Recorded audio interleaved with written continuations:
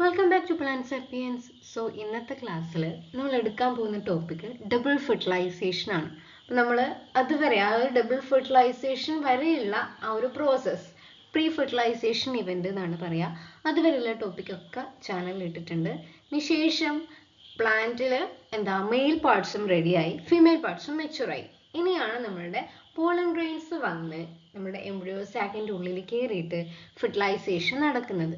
So അതുവരെയുള്ള പ്രോസസ്സാണ് ഈ ഒരു ക്ലാസ്സിൽ പറയുന്നത്.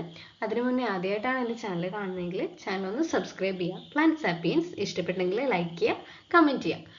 സോ എക്സാമിന് മെയിൻലി ക്വസ്റ്റ്യൻ വരുന്നത് നമ്മുടെ ആൻജിയോസ്പേംസിലുള്ള ഈ ഒരു ഫെർട്ടിലൈസേഷൻ എപ്പോഴും ഡബിൾ ഫെർട്ടിലൈസേഷൻ ആണ്. അവിടെ എന്തോ ഡബിൾ ആയിട്ട് നടക്കുന്നുണ്ട്. അത് എന്തുകൊണ്ടാണ് അതിനെ ഡബിൾ ഫെർട്ടിലൈസേഷൻ എന്ന് വിളിക്കുന്നത് എന്നതിൻ്റെ ഉത്തരമാണ് ഈ ഒരു ക്ലാസ്സിൻ്റെ ലാസ്റ്റ് നമുക്ക് കിട്ടുന്നത്. സോ സ്കിപ്പ് ചെയ്യാതെ കാണാൻ ശ്രമിക്കുക. ഓക്കെ, അപ്പോൾ നമുക്ക് നോക്കാം എന്താണ് ഫെർട്ടിലൈസേഷൻ.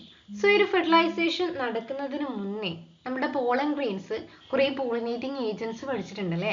ആ പോളൻ ഗ്രെയിൻസ് പോളിനേറ്റിംഗ് ഏജൻസ് വഴി നമ്മുടെ ഫീമെയിൽ പ്ലാന്റിൽ എത്തി. ഫീമെയിൽ പ്ലാന്റിൽ എത്തിക്കഴിഞ്ഞാൽ അവിടെ എന്താ ഉണ്ടായിരിക്കുക? ഫീമെയിൽ പ്ലാന്റിൽ പോളൻ ഗ്രെയിൻസിനെ സ്വീകരിക്കാൻ വേണ്ടിയിട്ട് ഒരാളുണ്ട് അല്ലേ. ആരാത്? നമ്മളുടെ ഗൈനീഷ്യത്തിൻ്റെ സ്റ്റിഗ്മയാണ് ഇത്. സ്റ്റിഗ്മ, സ്റ്റൈല്, ഓവറി, അങ്ങനെ 3 പാർട്ട് ഉണ്ടായിരിക്കും. നമ്മൾ പോളൻ ഗ്രെയിൻസ് വന്നിട്ട്, ഇതാണ് നമ്മളുടെ പോളൻ ഗ്രെയിൻസ് എങ്കിൽ പോളൻ ഗ്രെയിൻസ് വന്നിട്ട് സ്റ്റിഗ്മയിൽ വീണു.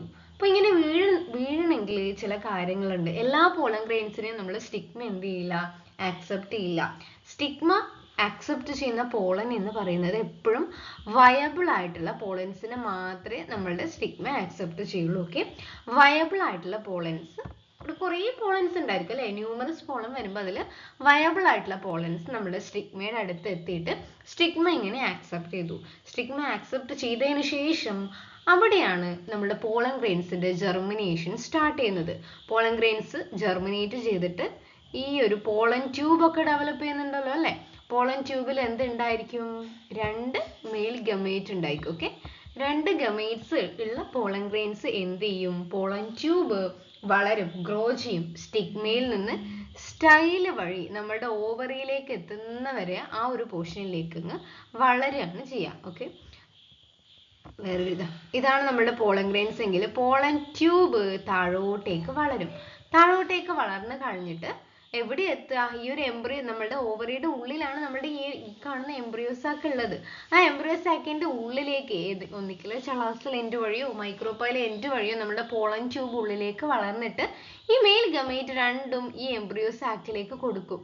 ഈ മെയിൽ ഗമേറ്റിനാണ് ഫ്യൂഷൻ നടക്കുന്നത്. സോ ഇത്ര വരെയാണ് ഫെർട്ടിലൈസേഷൻ തൊട്ട് മുന്നേ വരെയുള്ള പ്രോസസ്സ്. അതായത് പോളൻ ഗ്രെയിൻസ് വരുന്നു, സ്റ്റിഗ്മയിലെ വയബിൾ ആയിട്ടുള്ള പോളൻ ഗ്രെയിൻസിനെ മാത്രം ഈ ഒരു സ്റ്റിഗ്മ ആക്സെപ്റ്റ് ചെയ്യുന്നു. പോളൻ ട്യൂബ് താഴോട്ടേക്ക് വളർന്ന് എംബ്രിയോ സാക്കിലേക്ക് എത്തി. ആ പോളൻ ട്യൂബിൽ 2 ഗമേറ്റ്സ്, മെയിൽ ഗമേറ്റ്സ് ഉണ്ടായിരിക്കും. ആ 2 മെയിൽ ഗമേറ്റും എംബ്രിയോ സാക്കിലേക്ക് കൊടുക്കും. എംബ്രിയോ സാക്കിലേക്ക് കൊടുത്തു കഴിഞ്ഞാൽ ആ 2 എണ്ണത്തിന് ഫ്യൂഷൻ നടക്കുന്നുണ്ട്. ആ 2 ഫ്യൂഷനും കൂടി ചേർന്നിട്ടാണ് ആക്ച്വലി ഡബിൾ ഫെർട്ടിലൈസേഷൻ എന്ന് പറയുന്നത്. ഇനി എങ്ങനെയാണ് ആ 2 ഫ്യൂഷൻ നടക്കുന്നതെന്നാണ് നമ്മൾ നോക്കുന്നത്. ഓക്കെ, അപ്പോൾ നമ്മൾ പോളൻ ട്യൂബ് ഒക്കെ എത്തി. ഇനി നമ്മൾ എംബ്രിയോ സാക്ക് മാത്രമാണ് പറയുന്നത്. ഓക്കെ, ഇതാ പോളൻ ട്യൂബ് ഇവിടെ എത്തി, എംബ്രിയോ സാക്കിലേക്ക് എത്തുകയും ചോദിക്കും. എന്നിട്ട് നമ്മൾ ഇതിൻ്റെ അകത്തേക്ക് 2 മെയിൽ ഗമേറ്റിനെ നമ്മളുടെ എംബ്രിയോ സാക്കിൻ്റെ ഉള്ളിലേക്ക് കൊടുത്തു. റെഡ് കളറിൽ കൊടുക്കുക. 2 എംബ്രിയോ സാക്കിന് ഉള്ളിലേക്ക് 2 മെയിൽ ഗമേറ്റ് എത്തിയിട്ടുണ്ട്. ഓക്കെ, അപ്പോൾ ആദ്യം എന്താണ് സംഭവിക്കുന്നത്? ഈ ഒന്നാമത്തെ മെയിൽ ഗമേറ്റ് ഇല്ലേ, ഇതാണ് നമ്മുടെ ഒന്നാമത്തെ മെയിൽ ഗമേറ്റ്. ആ ഒന്നാമത്തെ മെയിൽ ഗമേറ്റ് നമ്മുടെ എഗ് അപ്പാരറ്റസിലുള്ള എഗ് ഉണ്ടല്ലോ, എഗ് അപ്പാരറ്റസിലുള്ള എഗ്ഗുമായിട്ട് ഫ്യൂസ് ചെയ്യും. ഓക്കെ, ഒന്നാമത്തെ മെയിൽ ഗമേറ്റ് എഗ് അപ്പാരറ്റസിലുള്ള എഗ് സെല്ലുമായിട്ട് ഫ്യൂസ് ചെയ്തിട്ട് സൈഗോട്ടായിട്ട് മാറുന്നു. അതാണ് ഒന്നാമത്തെ പ്രോസസ്സ്. ആ ഒരു പ്രോസസ്സിന് പറയുന്ന പേരാണ് സിംഗമി എന്ന് പറയുന്നത്. ഓക്കെ, എന്താണ് സിംഗമി എന്ന് ചോദിച്ചാൽ ഫെർട്ടിലൈസേഷൻ്റെ സമയത്ത് during fertilisation one of the male gamete fused with the egg cell in the egg apparatus. Egg അപ്പാരറ്റസിലുള്ള എഗ് സെല്ലുമായിട്ട് നമ്മുടെ പോളൻ ട്യൂബിലുള്ള ഒരു മെയിൽ ഗമേറ്റ് വന്ന് ഫ്യൂസ് ചെയ്തു. എന്നിട്ട് സൈഗോട്ടായിട്ട് മാറും. നമുക്കറിയാം എഗ് എന്ന് പറയുന്നത് എന്താ? ഹാപ്ലോയിഡ് ആണ്, ഈ ഒരു മെയിൽ ഗമേറ്റും ഹാപ്ലോയിഡ് ആണ്. ഇത് രണ്ടും ഫ്യൂസ് ചെയ്തിട്ട് ഡിപ്ലോയിഡ് ആയിട്ടുള്ള സൈഗോട്ട് ആയിട്ട് മാറും. അതാണ് ഈ ഒരു ഫെർട്ടിലൈസേഷന്റെ സമയത്ത് നടക്കുന്ന ഒന്നാമത്തെ ഫ്യൂഷൻ. അതിനെയാണ് നമ്മൾ സിംഗമി എന്ന് പറയാം. അപ്പൊ ഇതേ സമയം നമുക്ക് പോളൻ ട്യൂബിൽ ഒരു ഗമേറ്റ് മാത്രമല്ല അല്ലേ, രണ്ടെണ്ണം ഉണ്ട്. ആ ഒന്ന് മാത്രമേ ഇവിടെ ഫ്യൂസ് ആയിട്ടുള്ളൂ. ഒരാളും കൂടി ബാക്കിയുണ്ട്. അപ്പൊ ആ ആള് ആരുമായിട്ടാണ് ഫ്യൂസ് ചെയ്യുക? ഇതാണ് രണ്ടാമത്തെ ഗമേറ്റ്.